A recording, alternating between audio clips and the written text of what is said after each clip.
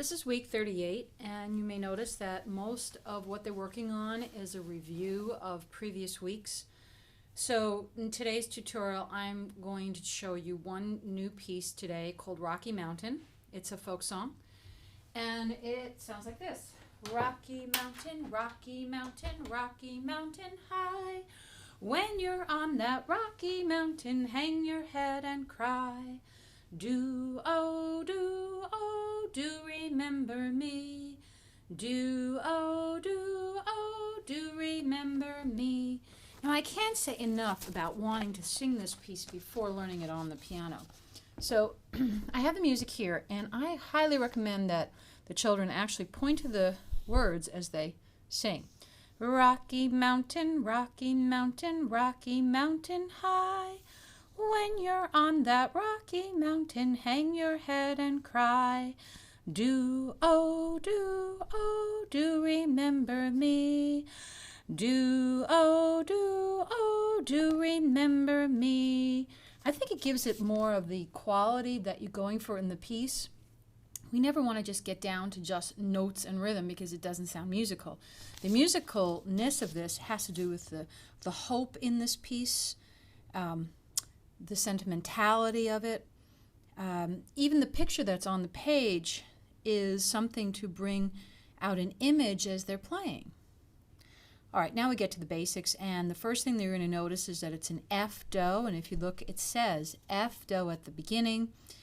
They're showing you that the first note in that first space is F, which is found above middle C. So let's go look at the piano for a minute, and on your piano, this middle C has that sound, and we're looking for this note as the starting note for this piece. This happens to also be the resting tone, or F-do. Now, I didn't sing the piece in F-do, I just sang it in a comfortable key. And they can play this in any key, but the key it's written in is in F-do, so I recommend that they take their right hand and they warm up in F-do.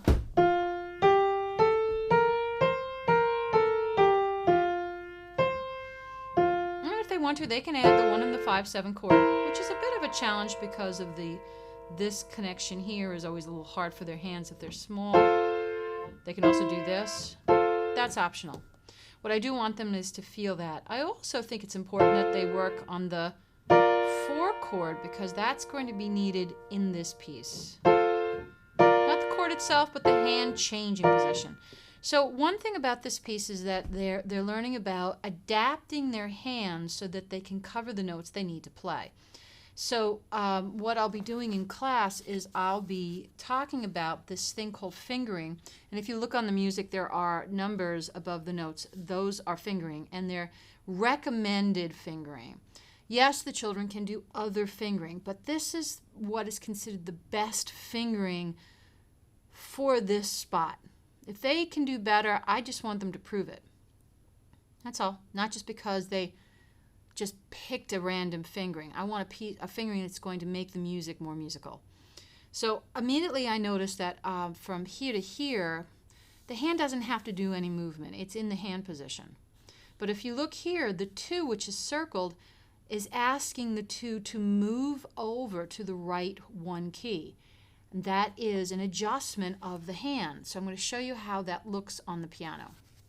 So first they're starting in this 5-finger position, and then they're asked to move their hand over. Notice the thumb didn't move, but the rest of the hand moves over.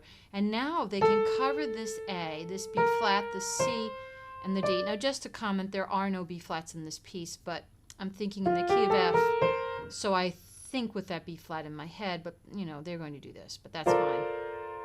All right, so what I'm saying in the first line, they're going to basically K in this position, but now they're going to prepare for the next line. They're going to move over, and now their pinky is ready to play this La. And if you look on their music, it should be marked with a yellow highlighter. And then the 3 is circled and it's saying go back. So they're going to practice adjusting, moving back and forth between. And then again, it's going to be highlighted so they know to move. And it's not highlighted so they go back. And it's highlighted so they move. and then they go back. Will I see other fingering? Absolutely, I will see other fingering. But that's the fingering I am teaching them this week. I'm teaching them about adapting their hands to meet the need of the piece in front of them. I hope that you have fun learning this piece this week. There is one thing they could do. They could add chords in the left hand.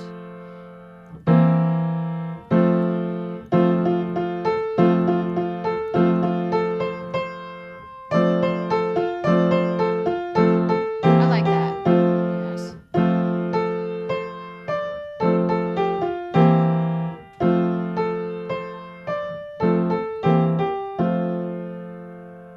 Of course, they can do much more than that, but that's where we are right now. Have fun.